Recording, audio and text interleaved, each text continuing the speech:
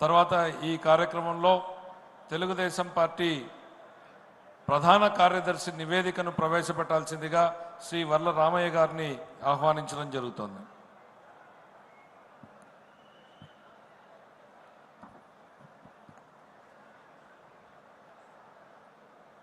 సభకు నమస్కారం. మన అధినేత మాన్యశ్రీ నారా చంద్రబాబు నాయుడు గారికి మరో నమస్కారం. మహానాడు వేదికపై ప్రధాన కార్యదర్శి నివేదిక. ఆ రోజు ఒక అపూర్వ చారిత్రాత్మక ఘట్టాన్ని ఆవిష్కరించిన పర్వదినం. అదే 1982 మార్చి 29. యావత్ తెలుగు ప్రజలు ఉత్కంఠతో ఎదురుచూచిన రోజు. తెలుగు తల్లి పులకించి పరవశించిన శుభదినం.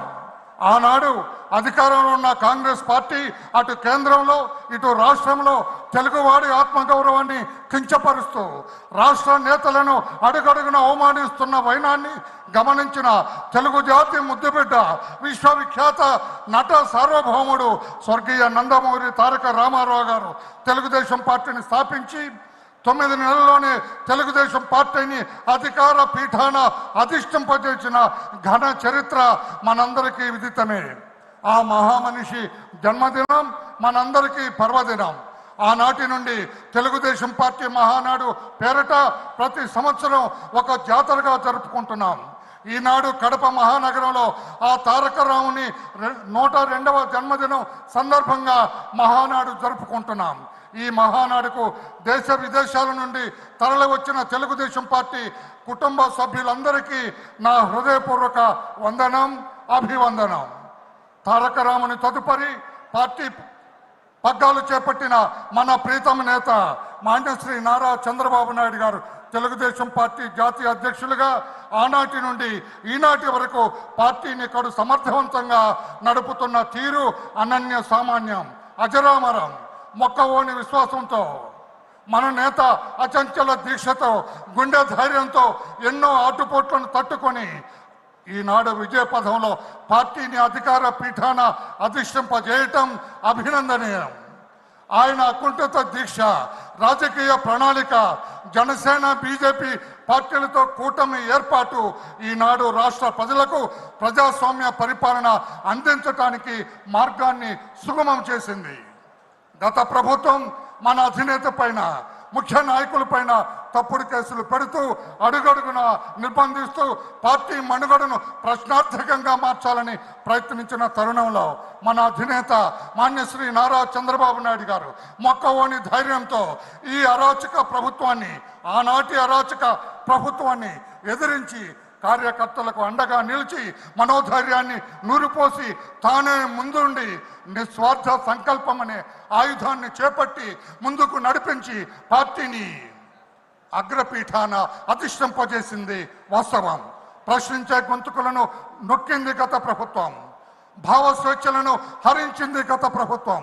వ్యవస్థలన్నింటినీ తన గుప్పెట్లో పెట్టుకుంది గత ప్రభుత్వం. అడుగడుగున ప్రజాస్వామ్యాన్ని అవహేళన చేసింది గత ప్రభుత్వం. పలు సందర్భాల్లో రాజ్యాంగాన్ని ధిక్కరించింది గత ప్రభుత్వం. శాంతి భద్రతలను కాపాడాల్సిన పోలీసు వ్యవస్థ ఆనాడు పూర్తిగా నిర్వీర్యమైపోయింది.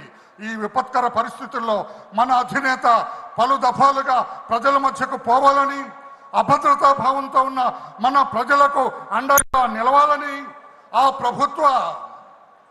ప్రభుత్వం రాజ్యాంగ సంకల్పిత హక్కులను కూడా హరించి ప్రజాస్వామ్యాన్ని ఎగతాళి చేసింది.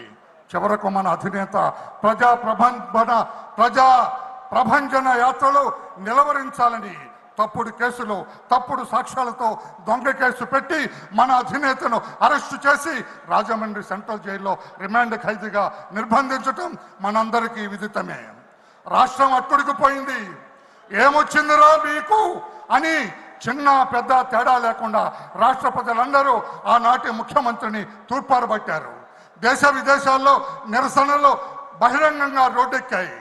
నిజాయితీ లక్ష్యంగా అవినీతి రహితంగా రాజకీయం చేస్తున్న మా చంద్రబాబును అరెస్టు చేస్తారా అని 108 దేశాల్లో ప్రజలు రోడ్డెక్కారు. అయినా మన నేతను ఆ దుష్ట ప్రభుత్వం 53 రోజులు జైల్లో నిర్బంధించగలిగారు. జైలు గోడలలో అసత్య కేసుల శృంఖలాలు తెంచుకొని బయటకు వచ్చిన చంద్రబాబుకు ఆ రోజున దారి పొడవున ప్రజా ప్రభంజనం స్వాగతం పలికితే చంద్రబాబు గారికి వారి బాధాతప్త హృదయాల్లో పెళ్ళుబుక్కిన ఆనందాన్ని చాటుకొని ఆనాడు సాయంత్రం 5 గంటలకు బయలుదేరిన మన అధినేత కాన్వాయ్ ప్రజా స్పందనను ఛేదించుకొని మరుసటి రోజు ఉదయం 7 గంటలకు ఉండవల్లి నివాసానికి చేరితే ఆనాడే అర్థమైంది జగన్ తలరాత రాష్ట్ర ప్రజలు తిరగరాయిపోతున్నారని.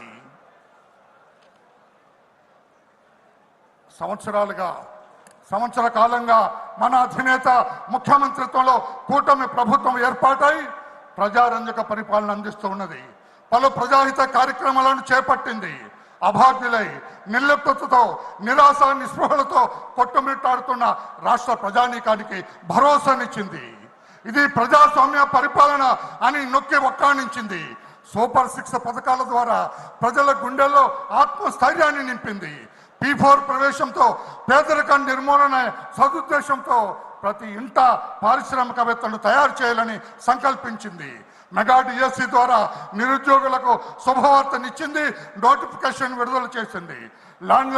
ల్యాండ్ టైటిలింగ్ యాక్ట్ రద్దు చేసి రైతులకు ఊరట కల్పించింది. మహిళలకు దీపం పథకం కింద 3 గ్యాస్ సిలిండర్లు ఇచ్చి వారి ఇళ్లలో వెలుగు నింపింది. రేపో మాపో బస్సుల్లో మహిళలకు ఉచిత ప్రయాణానికి నాంది పలకబోతుంది. తల్లికి వందనం రేపటి విద్యా సంవత్సరం ప్రారంభం నుండి అమలు చేయబోతుంది. రైతుకు అన్నదాత సుఖీభవ ద్వారా నగదు అందించబోతుంది. రాష్ట్రమంతా శాంతి భద్రతలు సజావుగా సాగుతున్నాయి. మత సామరస్యం వెల్లివిరిచింది. మహిళలపై అఘాత్యాలు అరాచకాలు పూర్తిగా తగ్గుముఖం పట్టాయి. దళితులు, గిరిజనులు, వెనుకబడిన వర్గాలు, మహిళలు ఈ ప్రభుత్వం నీడన సుఖ ప్రయాణం సాగిస్తూ ఉన్నారు. ఈ పవిత్ర సమయాన్ని ఈ మహాసభ చారిత్రాత్మకమైన నిర్ణయాలు తీసుకోవాల్సిన ఆవశ్యకత ఉందని మీ అందరికీ విజ్ఞప్తి చేస్తూ ఉన్నా. 1, అధినేత నాయకత్వంలో మరో ఆలోచనకు తావివ్వక ముందుకు నడిచి తెలుగుదేశం పార్టీ పతాక నిరంతరం రెపరెపలాడేటట్లుగా మనందరం పాలు పంచుకోవాలి. 2, ప్రజా శ్రేయస్సే లక్ష్యంగా అందరం నడుం కట్టి ప్రభుత్వానికి అండగా నిలవాలి. అధినేత హస్తాలు బలోపేతం చేయాలి. 3, అడుగడుగున ప్రత్యర్థుల దుష్ప్రచారాన్ని పై స్థాయి నుంచి క్రింది స్థాయి నాయకుల వరకు బలంగా తిప్పికొట్టాలి. 4, మన ప్రభుత్వం చేపడుతున్న అభివృద్ధి సంక్షేమ పథకాలను ప్రజాక్షేత్రంలోకి తీసుకెళ్ళాలి. 5, ప్రస్తుత కాలమాన పరిస్థితులకు అనుగుణంగా ఆధునీకరించబడిన పార్టీ సిద్ధాంతాలను ప్రతి కార్యకర్త చిత్తశుద్ధితో స్వీకరించి ప్రజల్లో ప్రచారం చేయాలి. 6, మన రాజకీయ ప్రత్యర్థి ఓ జిత్తులో మారి నక్క. అతని అవినీతి సంపాదన అనుసరించే అక్రమ మార్గాలపై ప్రతి కార్యకర్త డేగ కన్నుతో నిఘా వేయాలి. కుల, మత, ప్రాంతీయ విద్వేషాలు రెచ్చగొట్టే అసాంఘిక శక్తుల కదలికలపై నిరంతరం అప్రమత్తులమై ఉండాలి. అధికార పీఠం ఎక్కామన్న అలసత్వం పనికిరాదు. నాయకుని మాటే అయ్యా తమరి మాటే మాకు సుగ్రీవాజ్ఞ. మీ కార్యదక్షత, మీ కఠోర శ్రమ, రాజకీయ అనుభవం, మీ చతురత అంతా అందరికీ విదితమే. ఆర్య, చంద్రబాబు నాయక, మీరు ఆలోచించండి, మీరు ఆదేశించండి, మేము పాటిస్తాం. ఎట్టి పరిస్థితుల్లో అవినీతి పరులకు అధికారం దక్కనివ్వం. అప్రజాస్వామికులను ప్రజాక్షేత్రానికి రానివ్వం. ఎందరో మహానుభావుల త్యాగ ఫలం ఈనాడు అధికార పీఠం. మీ నాయకత్వమే మాకు శ్రీరామ రక్ష. అందుకే ఈ మా అందరి నడక మీ వెంటే, మీ అడుగుజాడల్లో నడుస్తాం. రాష్ట్ర సర్వతోముఖాభివృద్ధి అనే యజ్ఞంలో సమిధలుగా మారుతాం. మీ మాటే మా బాట, ఇదే మా అందరి భాష. మహానాడు వేదికపై ఇందరు మహారథుల సమక్షంలో జాతీయ ప్రధాన కార్యదర్శిగా ఈ సభకు నివేదిక అర్పించే అవకాశాన్ని అతి సామాన్యుడైన నాకు ఇచ్చిన మీకు, మీ అవతారానికి సర్వదా కృతజ్ఞతలు తెలియజేస్తూ ఈ సభ వద్ద సెలవు తీసుకుంటున్న వర్ల రామయ్య. నమస్కారం.